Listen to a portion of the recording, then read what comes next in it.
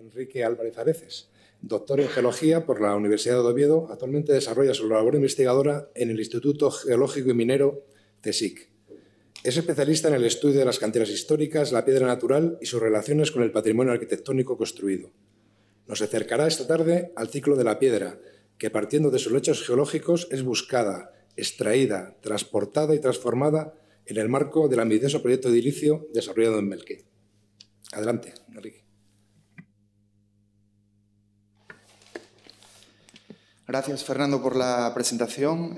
Buenas tardes a todos. Lo primero que quiero agradecer es al Museo Arqueológico Nacional la invitación y a los organizadores de estas jornadas en torno a Melque por invitarme a participar en estos días, ¿no?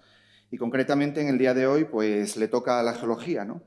Que también ha participado como disciplina y herramienta de análisis, no solo contribuyendo a la futura preservación del conjunto, sino también al conocimiento de sus materiales constructivos. La idea es, intentar acercarse al edificio y a todo lo que son el conjunto del sitio histórico de Melque desde la cantera a la obra, ¿no? Y en este sentido, pues el Instituto Geológico y Minero de España pues es un centro al que pertenece al Consejo, pero también como Servicio Geológico Nacional pues tiene una línea de investigación propia, que es la piedra natural y el patrimonio monumental, en el que colaboramos con otros grupos de investigación, como es el caso de Melque, ¿no? Y lideramos también proyectos en relación al patrimonio construido, como uno de los más destacados, pues el Plan Nacional de Canteras Históricas, que ya llevamos 8 años con él y tenemos prácticamente trabajado el 40% del territorio nacional. En cuanto a la presentación, pues desarrollaré los siguientes apartados, ¿no? Introducción, objetivos, lo que es el desarrollo metodológico que hemos realizado para la obtención de una serie de conclusiones, el contexto geológico y luego lo que son los materiales constructivos del sitio histórico de Melque, las áreas extractivas, las canteras y finalmente unas conclusiones. Desde el año 2014 y gracias a varias subvenciones otorgadas por la Convocatoria para Proyectos de Patrimonio Arqueológico y Paleontológico de Castilla-La Mancha, pues se ha llevado en el sitio histórico de Melque diversos trabajos, ¿no? Concretamente, la parte geológica entra en juego en el 2018 a partir de un proyecto liderado por la doctora Utrero y también la doctora Barahona en el estudio de las presas. Posteriormente, en el año 18, tuvimos la ocasión de trabajar en la iglesia, en la caracterización de sus materiales e intentar dar con los lugares, ¿no?, de procedencia de los materiales de construcción. Y ya después de la pandemia, en el año 2022 y 23 y 24, pues incidimos desde la disciplina geológica en la zona de excavación definida como 2, también muestreamos la zona 1, excavada anteriormente por Caballero y Latorre en los años 80, y durante el año 23 y 24 pues continuamos actuando en las estructuras fundamentalmente de la crujía este. Los objetivos generales y específicos que nos planteamos a la hora de trabajar en este proyecto fue, lo primero, una contribución al conocimiento histórico, arqueológico y geológico del sitio histórico de Melque, ¿no?, obteniendo nuevos datos que redunden en su conservación y difusión. Otro de los objetivos importantes era la comprensión conjunta de los diferentes elementos que definen el complejo productivo de Melque, tanto en su relación estratigráfica con el paisaje, como en la caracterización de su producción constructiva. Y finalmente, profundizar en la relación entre las construcciones y el medio físico. Y esto es algo que querría subrayar, ¿no? Cómo es la planificación de los trabajos en la cantera y cómo es la producción, pues, de las presas, la iglesia y el conjunto monástico. Y luego una serie de objetivos específicos que son la contribución de la geología a la metodología de la arqueología de la arquitectura en su proceso de interpretación, el estudio y la caracterización de los materiales pétreos empleados en la construcción de la presa, la iglesia y las excavaciones, y finalmente la localización de la procedencia de los materiales, ¿no?, de las canteras empleadas en la construcción de estos complejos. El desarrollo metodológico fundamentalmente gira en torno a tres trabajos, ¿no? El trabajo de gabinete, que lo tienen marcado en amarillo, el trabajo de campo y luego el trabajo de laboratorio. En cuanto al trabajo de gabinete, bueno, pues lógicamente están todas las actividades en relación a la consulta de fuentes documentales desde un punto de vista histórico y arqueológico, pero también desde un punto de vista geológico, ¿no? El Instituto Geológico, como Servicio Geológico Nacional, pues cuenta con una importante red documental y de bases de datos de información geocientífica que, bueno, que nos facilita mucho las cosas, además de una intensa cartografía, ¿no? Y luego el trabajo de campo, que se articula fundamentalmente en dos partes, ¿no? Una, lo que es el trabajo de campo en el elemento patrimonial, es decir, en la iglesia, las presas o en las estructuras exhumadas en las excavaciones, y por otro lado el entorno geológico, ¿no? En búsqueda de esos afloramientos geológicos que pudieron dar lugar a la obtención de los recursos. Y finalmente el proceso de muestreo, ¿no? El muestreo que se realiza tanto en el patrimonio edificado como en los diferentes afloramientos geológicos, con el objetivo de establecer correlaciones, que lo tienen en azul en el diagrama, entre las muestras obtenidas en las edificaciones y las muestras obtenidas en los afloramientos geológicos. A partir de esas correlaciones petrológicas y petrográficas, bueno, pues se localiza el espacio de cantera o el área de extracción. En el caso de que la correlación no sea buena, bueno, pues se volvería otra vez al muestreo y hasta que consiguiéramos esa correlación. En cuanto al contexto geológico, bueno, pues desde el punto de vista geológico, Melke se encuentra dentro de la denominada como zona centroibérica, ¿no? Que ya fue definida por Julibert en 1972 y concretamente dentro del dominio migmatítico de Toledo. Las características de estos materiales fundamentalmente son que se corresponden con materiales de tipo migmatítico y granitoides inhomogéneos. Bueno, ¿qué son los granitoides inhomogéneos? Bueno, los granitoides inhomogéneos fundamentalmente son granitos con una gran variedad textural y también una gran variedad composicional. Y sin embargo, las migmatitas, bueno, pues son rocas híbridas que se forman fundamentalmente por la fusión parcial de una roca original a través de un metamorfismo de alto grado, o sea, presión y temperatura, altas temperaturas y altas presiones. Y ese es el contexto de materiales sobre el que se asienta el sitio histórico de Melke.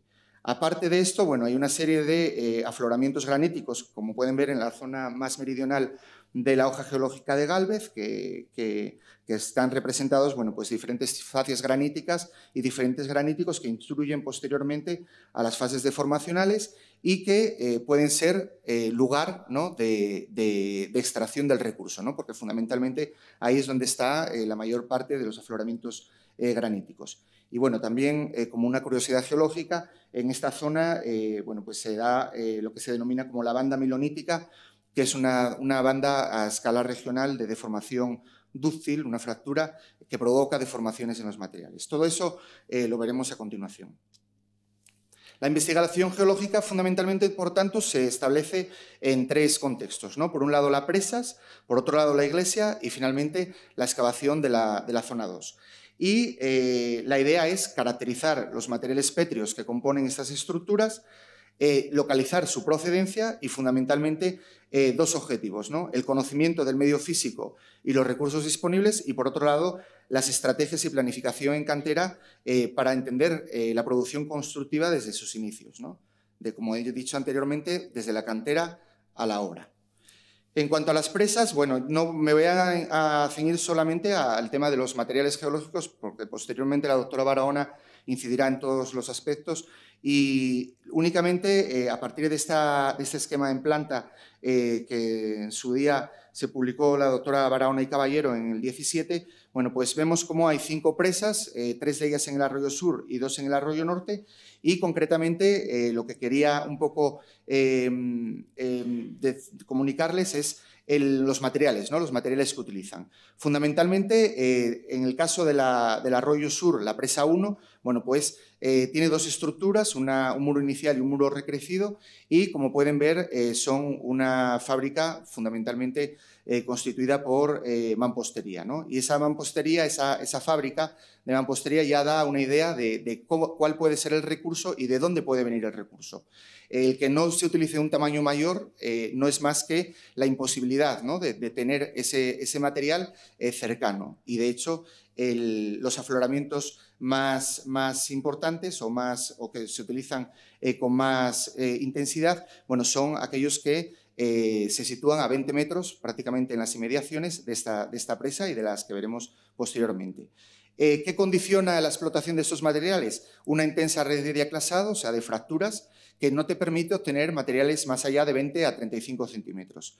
Y todas esas superficies de fracturas y diaclasado, aparte de la foliación, que es característica de estos materiales migmatíticos, bueno, pues hace que las labores extractivas prácticamente se reduzcan a la extracción del material a partir de esas superficies de precorte. Esto optimiza muchísimo el esfuerzo en cantera y evita, pues, trabajos innecesarios de corte y tallado. Uno de los afloramientos próximos, pueden ver detrás a la derecha lo que es la cerrada, y uno de los afloramientos es esto. Como se ven, son rocas muy foliadas, con muchas estructuras, muchas discontinuidades que facilitan la extracción del material. En el caso de la presa 2, obedece más o menos al mismo patrón, ¿no? Ese patrón de rocas migmatíticas con una intensa foliación, en este caso también a 40 metros de la cerrada, y que de alguna manera, bueno, pues explota a partir de esa presencia de fracturas, foliaciones y diaclasas que favorecen el proceso de explotación.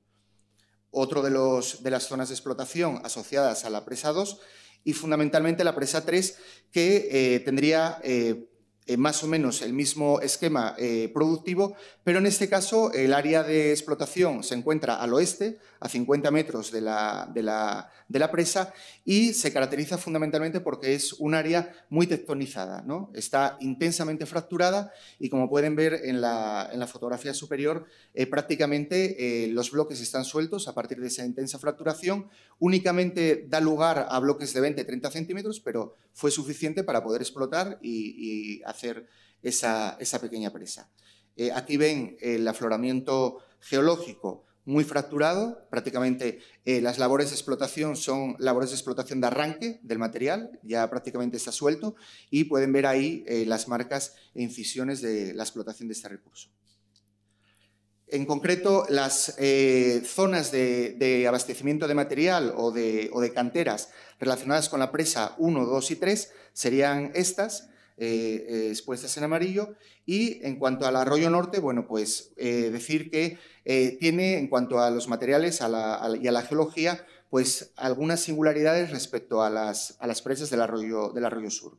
En estas son, bueno, fundamentalmente presas de mayores dimensiones y en donde se utiliza muros de mampostería, pero también bloques.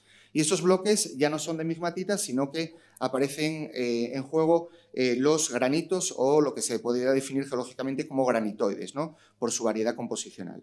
En cualquier caso, estos granitos forman parte de las estructuras de las cerradas de las presas, y la presencia también de planos de discontinuidad favorece también el proceso de explotación de esos materiales. Como pueden ver en la fotografía superior, se aprecian cortes históricos de extracción del material, y en el caso de la presa 4, bueno, pues hay una pequeña pieza que se interpreta como canal de desagüe, que podría corresponder a un granito externo, o sea, a un granito no de las inmediaciones por sus características texturales, ¿no? Lo que podría dar lugar a pensar que podría ser una pieza reutilizada. En cualquier caso, los afloramientos de la presa 4 del arroyo norte obedecen a este tipo de afloramiento, un afloramiento de granito con diaclasas que se utilizan para la obtención de bloques y un espaciado relativamente pequeño, y ese sería un poco el afloramiento, ¿no?, del área de explotación. Como pueden ver aquí, no son como las áreas extractivas de las presas del arroyo sur, sino que aquí se pueden obtener bloques, y esos bloques se aprecian en la fábrica de las presas. Y por otro lado, la presa 5, bueno, pues que obedece también al mismo patrón, ¿no? Un área extractiva constituida fundamentalmente por granitoides y también mimatitas, y la aparición puntualmente de, bueno, pues de inclusiones de cuarzo y enclaves de rocas metamórficas que no son lo general, ¿no? en la fábrica de la construcción. En definitiva, tanto la presa 4 como la presa 5 se abastece de material local, de material cercano, en este caso de migmatitas, pero también de los granitos del entorno. Y ahora pasaremos a la iglesia de Santa María de Melque. Bueno, la iglesia de Santa María del Melque, como ya comenté anteriormente, bueno, pues fue parte también de la investigación durante el 2018 y el 2019, y concretamente, desde el punto de vista geológico, se incidió fundamentalmente en la etapa altomedieval. Otras estructuras posteriores no entramos en ellas. Y fundamentalmente lo que se puede observar de la iglesia de Melque es que es una iglesia prácticamente monolítica, ¿no? Se utiliza un mismo tipo de granito, que es esta granodiorita biotítica porfídica, que veremos posteriormente, y con una serie de rasgos característicos que, bueno, pues nos han ayudado mucho a poder obtener sus lugares de procedencia. Concretamente, se tomaron el conjunto de estas muestras, ahí tienen en la tabla la localización de la muestra, no voy a entrar ahora en todos estos aspectos, pero fundamentalmente decir que, es lo que quiero remarcar, estas rocas tienen una característica macroscópica muy singular, que es la presencia de estos megacristales de feldespatos que pueden ver en la fotografía inferior del medio, y luego también la existencia de enclaves microgranudos de tipo tonalítico y también enclaves metamórficos, ¿no? En relación a ese metamorfismo al que había aludido antes en el contexto geológico regional y que, bueno, pues que influye de alguna manera en todos los materiales del entorno. Por tanto, estos rasgos son muy característicos y quédense con ellos porque luego los veremos también en las canteras. Estas serían las características a nivel macro, ¿no? de las rocas. Y posteriormente tenemos lo que son sus características texturales a nivel microscópico, ¿no? Estas son algunas microfotografías obtenidas a través del microscopio de polarización y, bueno, pues lo que caracteriza fundamentalmente a estos materiales es una textura porfídica con grandes cristales de feldespato, en ocasiones también de biotita, y esto lo que nos lleva a clasificar la roca es como una granodiorita biotítica porfídica. Bueno, esa es la clasificación. Es un granito con estas características tan texturales macro y micro que nos ayudarán a localizar, ¿no?, la procedencia de estos materiales en el entorno.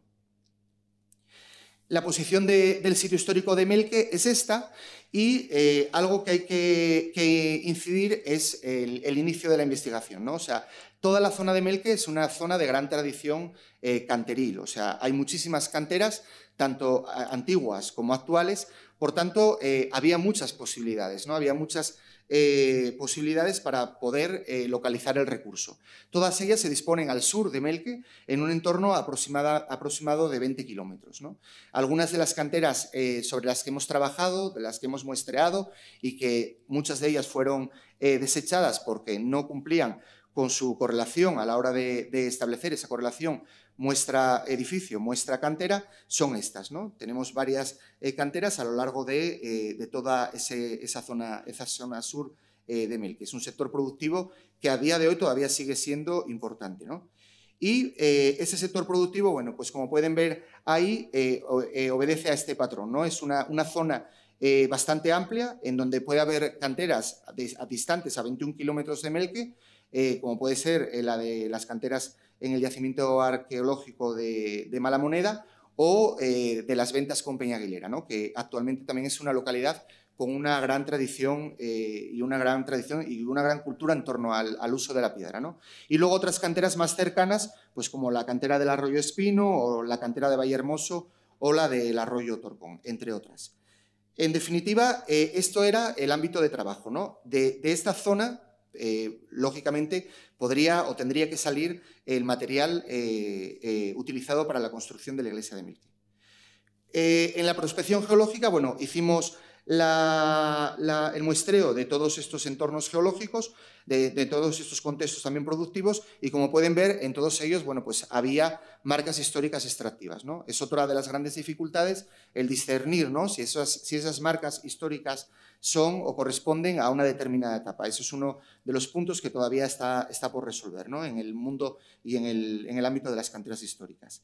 Y, bueno, pues los diferentes espacios productivos podrían ser esto, ¿no? La cantera de Navarmosa, como pueden ver ahí, bueno, pues tienen cortes muy claros, ¿no? Cortes históricos con la obtención de bloques a partir de la utilización de cuñas. Luego también la cantera del Arroyo Torcón, más próxima a la localidad, perdón, no, al sitio histórico de Melque, a unos 9 kilómetros. La cantera de Navarmosa también a 15 kilómetros en otro ámbito en donde se apreciaba otro tipo de litología, y las canteras de Malamoneda, de Ventas con Peña Aguilera o de Menasalvas, bueno, pues que son todo, como pueden ver, entornos productivos donde hay cantería histórica muy evidente, bloques sueltos, y la idea era pues localizar en este contexto, bueno, pues los recursos originales, ¿no? Que dieron lugar a la construcción de Melque.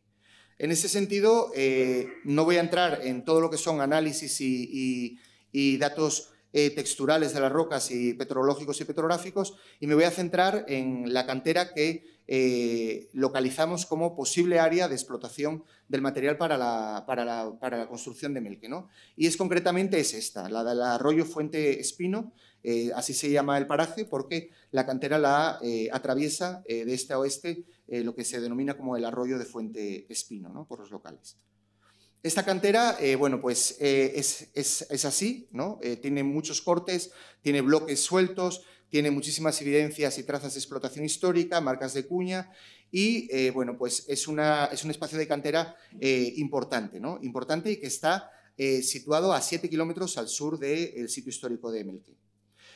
Como pueden ver también en las fotografías, bueno, pues lo primero que llama la atención en la cantera son la cantidad, ¿no?, de signos y vestigios de actividad extractiva histórica.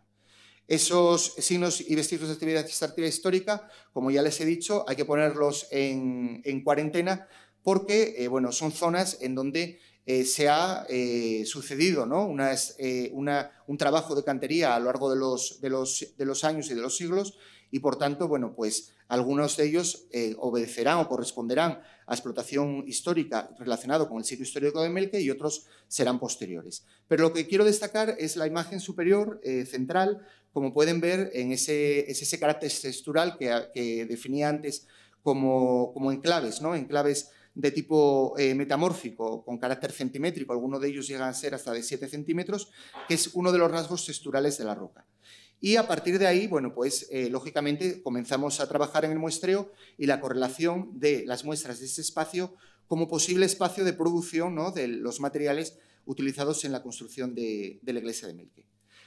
Sus rasgos desde el punto de vista microscópico y desde el punto de vista macroscópico coinciden, ¿no?, con los materiales muestreados en la etapa alto medieval de la construcción de Santa María de Melque, y también se clasifica de alguna manera como una granulorita biotítica porfídica, ¿no? Constituye, por tanto, una roca muy similar a la utilizada en la construcción de la iglesia de Santa María de Melque, tanto desde el punto de vista textural, desde el punto de vista macro y micro.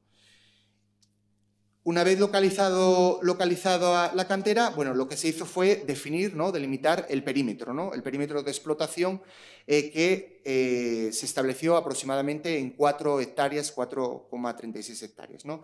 Y dentro de este perímetro, bueno, pues se establecieron diferentes áreas de explotación en función de la concentración de los signos de explotación, ¿no? Concretamente, se definieron una zona de baja concentración de intensidad en la explotación, una zona de media intensidad a partir de la localización y georreferenciación de esos signos de explotación en cuanto a la utilización, pues eso, de bloques extraídos, marcas de cuña, rozas, o sea, todo lo que son las labores extractivas para la obtención del material, y finalmente unas zonas que, como pueden ver en rojo, coinciden prácticamente con la parte central y esta parte más meridional de la cantera, que obedece a las zonas de intensa actividad de concentración de signos y marcas de explotación.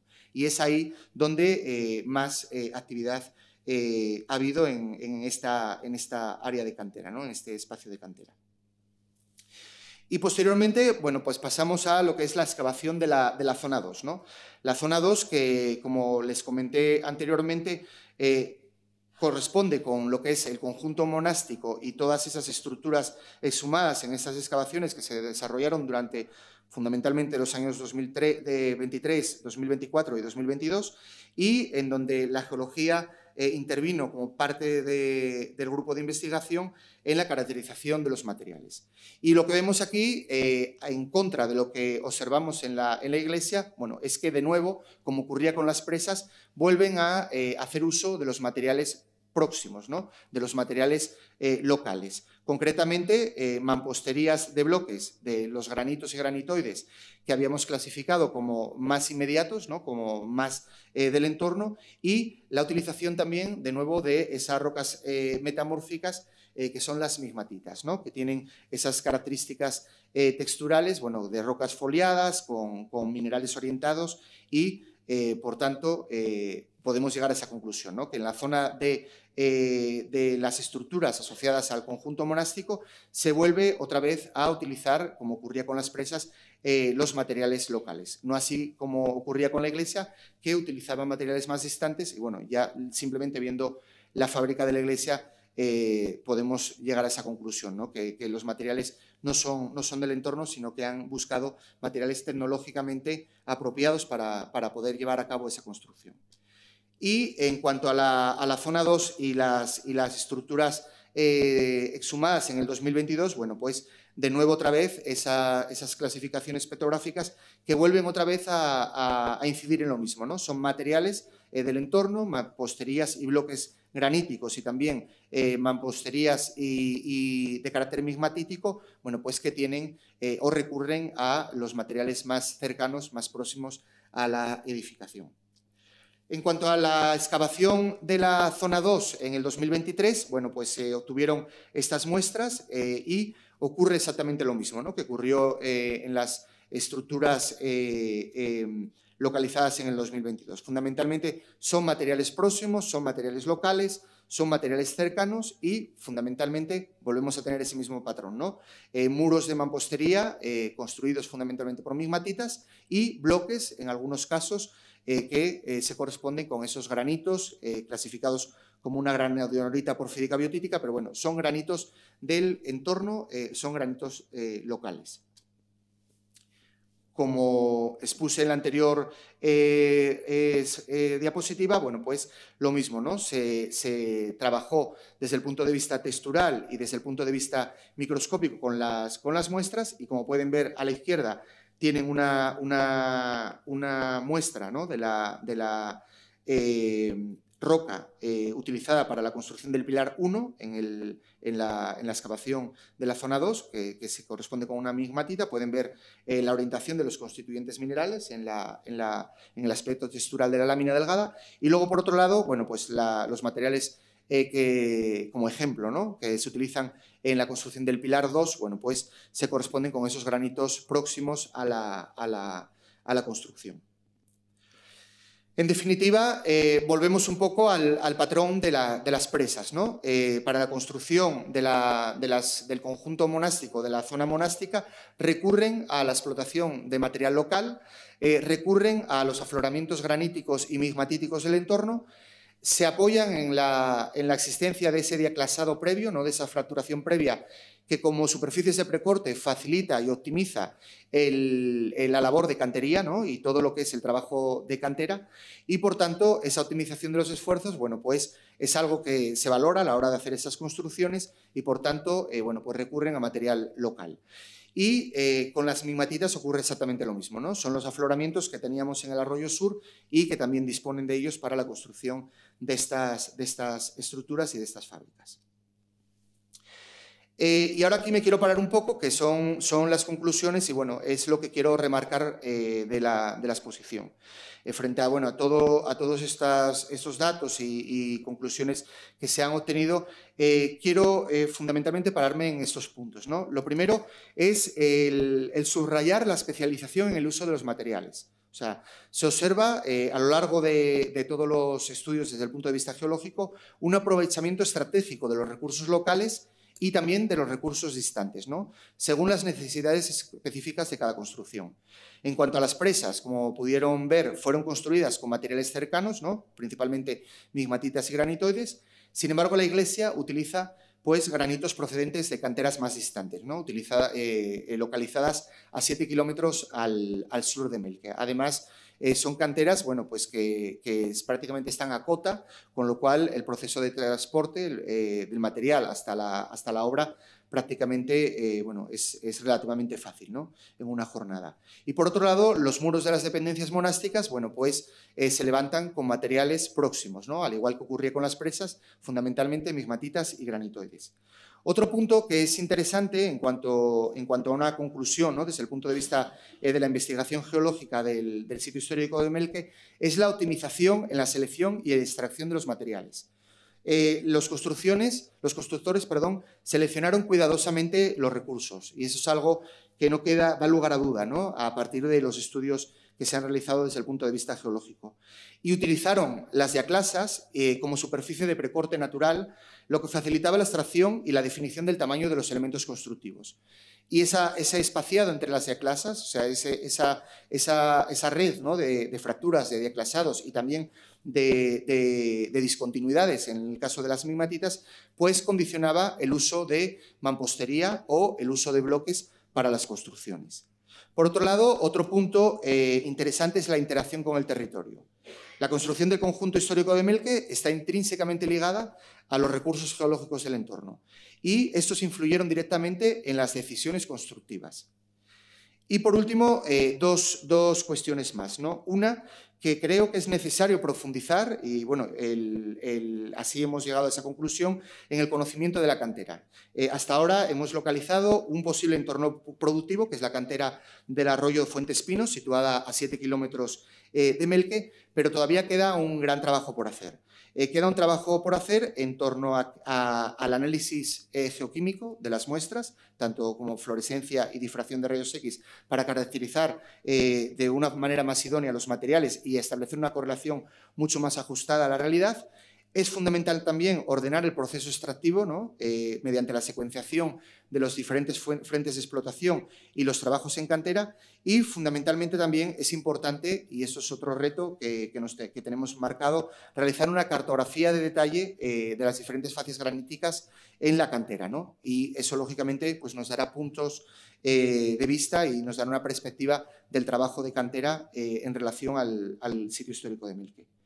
Y finalmente, bueno, pues la relevancia de los espacios de cantera, ¿no? Que es algo también que quiero subrayar en esta tarde, ¿no? El estudio o la necesidad del estudio del patrimonio histórico desde la cantera a la obra. Y yo es algo que quiero reivindicar aquí y es eso, o sea, muchas veces las canteras históricas, las áreas extractivas son puestas de lado o han quedado de lado desde el punto de vista de la interpretación del patrimonio histórico y es algo que, bueno, en estas últimas décadas se está viendo que es o tiene también cierta relevancia, ¿no? Por tanto, la cantera y el área de explotación como un elemento clave en el proceso constructivo de Melque desde sus inicios y, por tanto, un componente necesario para su estudio e interpretación histórica y arqueológica. Y, bueno, con esto nada más. Muchas gracias.